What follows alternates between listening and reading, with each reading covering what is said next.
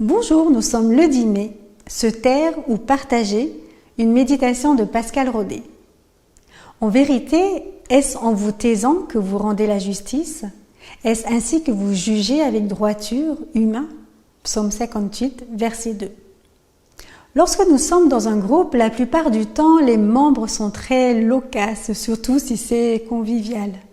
Certains exposent des idées sur la société, les unes sont meilleures que d'autres, jusqu'à parfois refaire le monde. Pour d'autres groupes, ce sont des moments d'humour, de convivialité et de joie. C'est aussi grâce à ces bons moments que le groupe vit. Par contre, lorsqu'il y a une faute ou une injustice dans un groupe, il y a parfois un silence qui s'installe.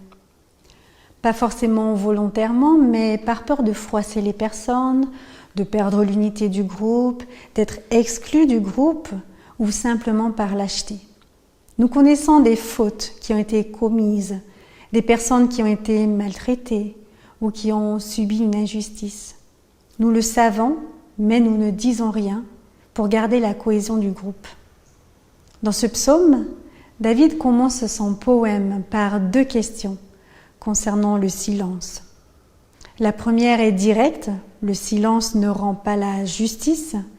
La seconde, le silence ne permet pas le respect du droit.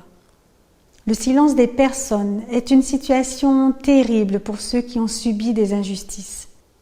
Ce silence renvoie à l'absence de témoignages qui auraient pu aider, soutenir ou ramener vers la vérité des faits.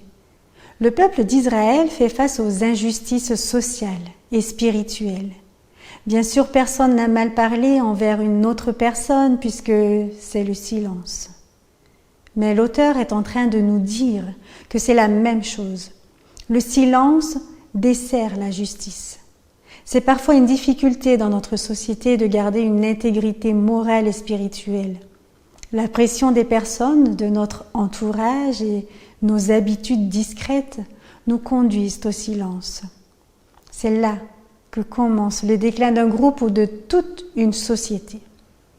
N'oublions pas de nous tourner vers Dieu lorsque des injustices se produisent, afin qu'il nous aide à parler et à témoigner pour ramener à ce qui est juste.